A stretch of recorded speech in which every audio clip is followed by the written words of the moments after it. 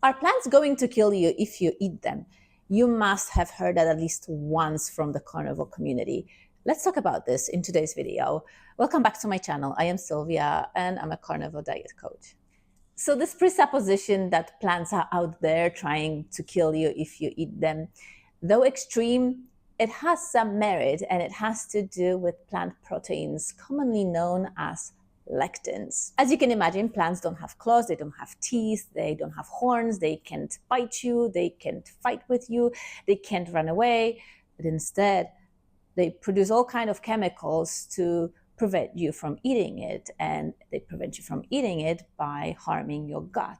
And one such group of plant proteins are lectins. And unless you know what you are doing with them, you probably shouldn't be eating them, especially raw. And if you haven't heard about lectins, don't worry about it. There is one that you know for sure, and that is gluten. Gluten is a plant protein and a lectin, and even mainstream medicine acknowledges that it is associated with leaky gut syndrome and the celiac disease. In fact, if you go to the conventional doctor and are diagnosed with celiac, you will be told to stop all gluten foods. And celiac is an autoimmune condition. So could it be that gluten plays the role, or at minimum is associated with other autoimmune conditions? And it turns out that it is. So if you go on the carnivore diet, you eliminate all plant proteins. And gluten isn't the only lectin. There's about 125 of them that we know of that can cause issues for our guts. So on a carnivore diet, you're lectins free, and miraculously, your gut permeability improves. In other words, you are able to reverse leaky gut. Gluten has been studied quite extensively, and we actually understand what it does to our guts. So if you have the genetic blueprint that is sensitive to gluten, if you ingest it long enough, it will cause a release of this ancient enzyme called zonulin. And that zonulin will cause your little hairs in your bowels to come apart and break down those tight junctions, and undigested food particles, plant proteins, chemicals, bacteria, toxins of those bacteria get into your bloodstream, causing the immune system reaction. And if this process gets repeated over and over again, with time, you will develop autoimmunity. And more professionals and physicians, doctors that are in this field are coming to a conclusion that the root cause of all autoimmune conditions are actually in the gut. And I'm a living proof for that, because I used to deal with rheumatoid arthritis, and I've tried everything: anti-inflammatory herbs, medication. I was treating my immune system, I was treating my joints. Only when I started treating my gut with a carnivore diet was when I was able to reverse autoimmunity successfully. But I understand if you're skeptical about these conclusions, because if you just look at our grandparents and our grandparents, they were eating lots of grains and beans and root vegetables, and all of these are full of lectins, and they weren't coming down with autoimmunity one after another. Now, here are a few things to consider.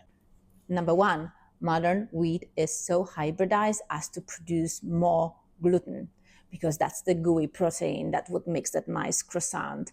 So modern wheat has a lot more gluten than the traditional wheat. Actually, it is so much more that the stems have to be hybridized to be shorter. Traditional wheat is about this tall. Modern wheats are up to our knees. That's how much more gluten we are eating these days, that the stems had to be made shorter to hold all those larger wheat kernels. Number two, we have this modern chemical called glyphosate that is present everywhere in our food supply, in our water, in our tissues, including our breast milk, and it is not healthy. And it is a main ingredient in this spray called Roundup, and that Roundup is used on those Roundup ready crops like wheat, and that wheat was genetically modified to resist the Roundup. But all weeds, all other plants die when they get sprayed with this Roundup. But it is not a good chemical, and it causes lots of problems with our guts. The premise behind it was that, yes, we modified the wheat, But if you ingest it, it will just get broken down in your stomach and nothing happens. Well, apparently a lot of happens because modern guts are so compromised, and the modern gut microbiome, it is so altered and unhealthy that it causes all sorts of health issues. Number 3, we lack the ancestral wisdom of food preparation. First of all, our ancestors valued animal foods above all. Plant foods were more like a fallback, and they were really going for the high-calorie, starchy plants. It wasn't this, eat everything green, leafy greens, everything raw, none of that.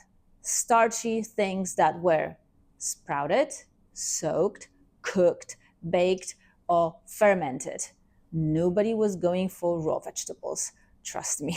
My grandparents and my grand-grandparents were farmers, and they lived off of land. If I presented them with the kale salad, they would tell me to feed it to the horses. I kid you not. And all these food preparation processes are aimed at pre-digesting and breaking down of the plant proteins, which our guts are not quite designed to do. But somehow our ancestors knew it. Not only that, they used to combine the plants with the animal food. So for example, when you bake a potato, you eat it with butter. When you make a spinach pie, you make it with cheese so that the calcium in cheese neutralizes oxalates in spinach. When you drink black tea, you drink it with milk so that the calcium in milk neutralizes oxalates about 80% in the tea that you are consuming. But with the promotion of plant-based, vegetarian and vegan diets, we started replacing the animal foods, animal protein, animal fats with plant alternatives. So you can drink tea with almond milk instead, but you will not have the same beneficial results. You can replace butter with coconut oil or olive oil, but it will not have the same effect of slowing down of the starch absorption as the butter does. Or another perfect example, bread. It is such a staple in all cultures around the world. Modern bread is made within 3 hours with all sorts of additives to make it fast, profitable, and cheap. Traditional bread rises over a period of 12 hours with the use of fermentation, and the fermentation bacteria digests and breaks down some of the compounds and proteins that our guts are not designated to do. And so the sourdough bread made traditionally with the traditional wheat is a lot healthier and easier on our guts than the modern breads. Now, do you understand why we have so many problems with our guts and eating of grains these days? Now, when you put all of this together, it starts making sense. All of these grain-derived products are so commercialized, they're so altered and changed from our natural ancestral diets that it is no wonder they make us sick. And the best course of action is just to stop eating them. And this is where the carnivore diet comes in so handy, because meat is good for us. Even if it's red, animal saturated fats, that we evolved to eat them, and they're not as commercialized as the things made from grains. So if you understand that we're not really evolved to digest large amounts of plant proteins and that animal foods have no lectins in them, it makes total sense that if you remove all plant foods and just eat meat and animal saturated fats, your guts recover, your gut permeability normalizes, and the leaky gut syndrome and associated with it diseases go away, or at the very minimum, go into remission. Now, gluten is the most famous lectin, but there are many different types of lectins in different plants. For example, rice has a very aggressive lectin. It is so aggressive at increases of gut permeability that is put into the supplements, because the supplement manufacturers, in order to increase the absorption of the supplement vitamin mineral, they put a rice bran or rice flour to temporarily increase your gut permeability so all the minerals and vitamins get quickly absorbed. Now, that's all fine and dandy if you have a healthy gut. If you already have leaky gut issues, increased gut permeability, autoimmunity, it's a good idea to stay away from supplements. And I do have a lot of videos about supplements and why they should not be used on the carnivore diet if you are using the carnivore diet as an intervention into your health. Check them out. I will link them up here in the description box. All right, so this is the story behind the plants are trying to kill you if you eat them. It's really the plant proteins and other plant compounds that our guts are not very good at digesting and absorbing. But if you prepare them in a traditional way and serve them with lots of animal foods, you probably would be okay. But that's not where we are today. Our plant-based food supply is so altered, changed, and not natural that it is literally causing a disease.